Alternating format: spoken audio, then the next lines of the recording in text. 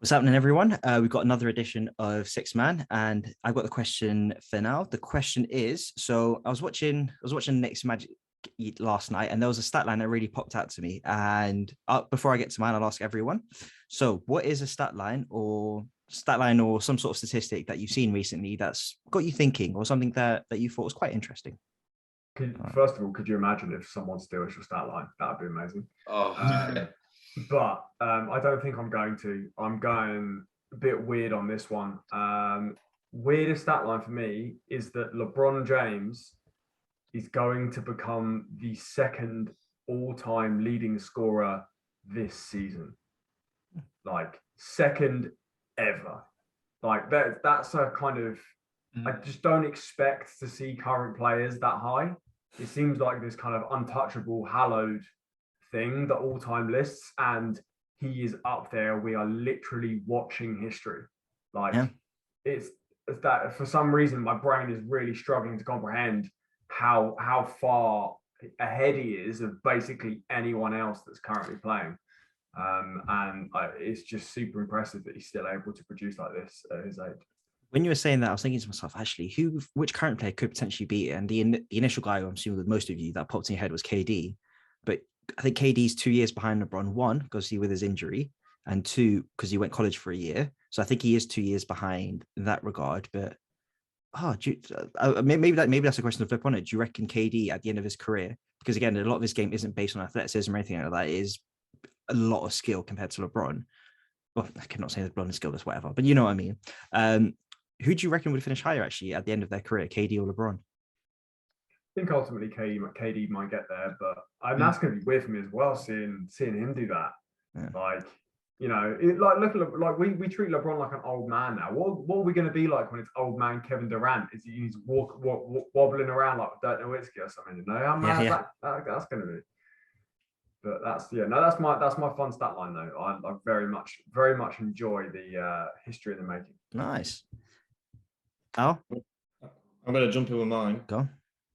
So I'm going to say, it's more of a question, who do you think it is? So there's, as recently, I think it was 2 days ago, he's just dropped out. There's only two players which are on 50, 40, 90 splits for shooting this season. Ooh. And he is also leading the 3-point field goal percentage. Is it Seth? Seth is one of the players on 50, 40, 90. Oh, God, Seth. But he isn't leading the 3-point field percentage. I have no idea. Could it be? It can't be anyone from Orlando. We'll get to that. Could it potentially be Chris Duarte at Indiana? That's just a random name I want to throw out. Okay, cool. I'll put you out of your misery. It is, well, there's something to celebrate out of New Orleans. It's actually Valanciunas. Oh, wow. His 3-point field goal is 55%. He leads the NBA. On how many? I understand that, but the 3-point. Like 6'3" or so? No. He's shooting 1.8 threes a game. Nice. It's not nothing then. Oh, damn. He's chucking them up. And where is he? Yeah. He's just dropped out of the 50, 40, 90 split. He missed a few free throws last night. So he's just dropped out of that. But that'll be the thing. I thought that was an interesting stat. That was my one. Oh, I'm very interested in that. Love a bit of Jonas. That is the brightest spot coming out of New Orleans, though. Ooh. My stat line, Ed, is a really weird one. This is the most recorded blocks in a game this season. And I'll give you out the stat line, and I'll give you the team and see if anybody can get it. So 12 points, 10 rebounds, 2 assists, 1 steal, and 6 blocks. And the team is the Dallas Mavericks.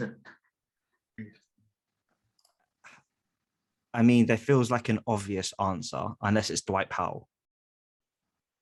Nope. Okay, cool. Then it's the obvious answer, I'm assuming. Oh, what's the obvious answer? Well, the KP would be the obvious, with the initial first. It's not KP. KP can't get 6 blocks. KP can't get 1 block in a game. KP can't get 6 blocks in a game. Anybody else? Who would it be? Who else is on the team? Because I was thinking, DP is the other.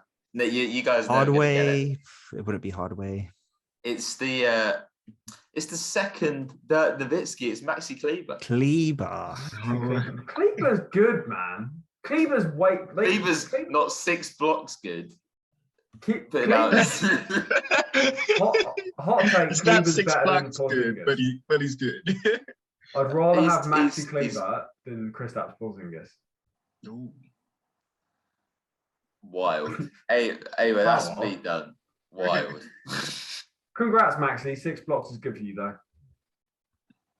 Oh, so actually, speaking of Maxi Kleber, because I was looking at something else. Do you know he's currently 4th in 3-point percentage, taking 4 threes a game? Oh, right. He's good. Better than Kristaps. Better than Kristaps. Not quite Valanciunas though. No. JV is gobble.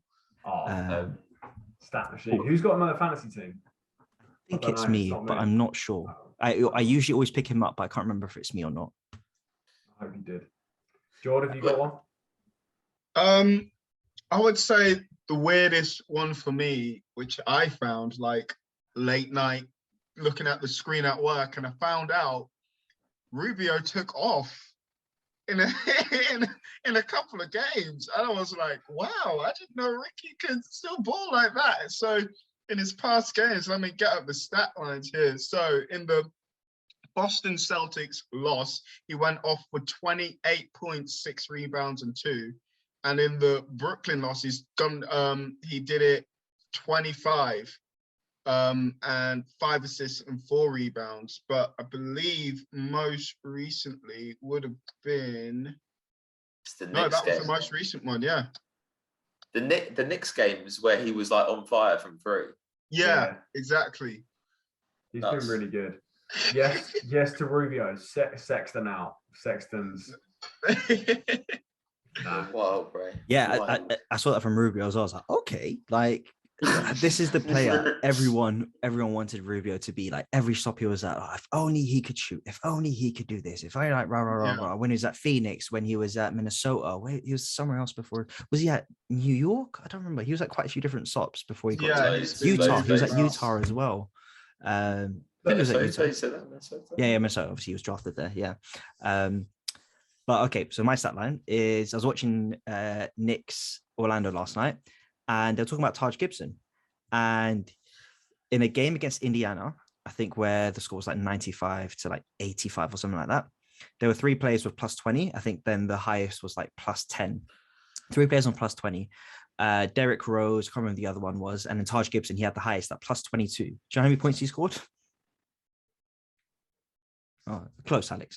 He got 2 points, and both of them were free throws. He had plus 22 in a victory, and both of them were free throws. And I love like seeing weird little stats like that. But then also linking on to the next thing, one stat which I've been talking to Alex and Bray about previously on other shows is starting lineup. So which starting lineup has been the most effective in the this year?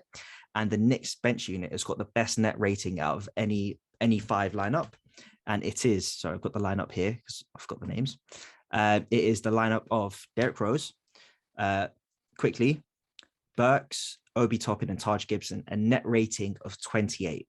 And the second is the Philly lineup, which I was talking to you, Alex, about before, which is 16, net rating of 16. The only thing is that they've only played 6 games together compared to the Knicks lineup, which has played 10 games together.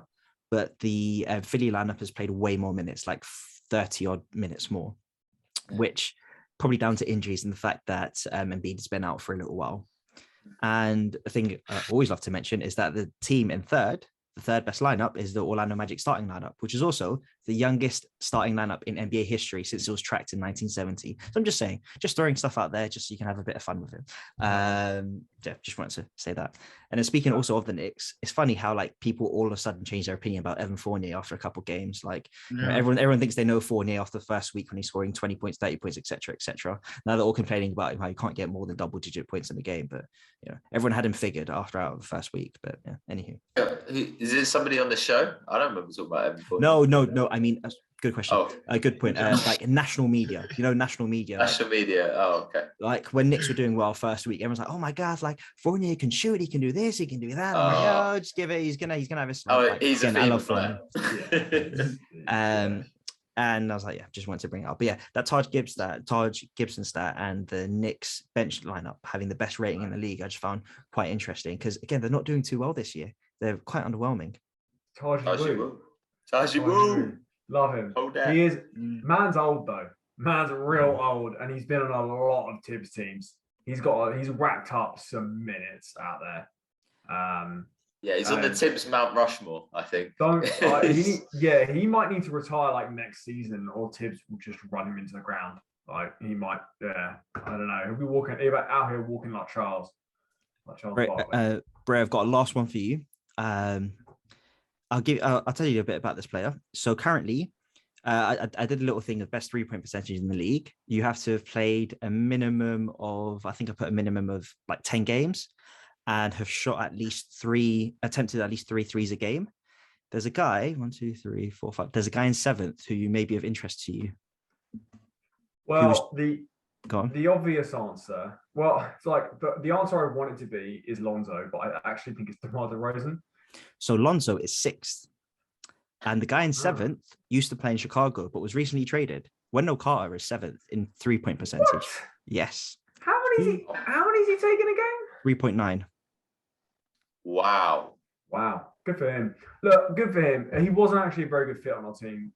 Just had to point that out there. Just wanted Vooch is actually a much better fit because Wendell hasn't got the ball handling skills that Vooch has.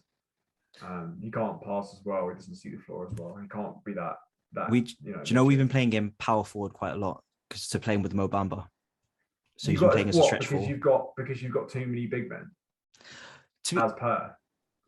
No, because we've only got we don't play Lopez at all, and Mo Wagner comes in like not that often. So yeah, he does sometimes come in at the 5. But yeah, just thought you'd like to know that about Wendell. Just like he's enjoying his time in Central Florida. But yeah, I mean, look, it's fine. He can enjoy his time on the 4 and 10 team in Central Florida. All right.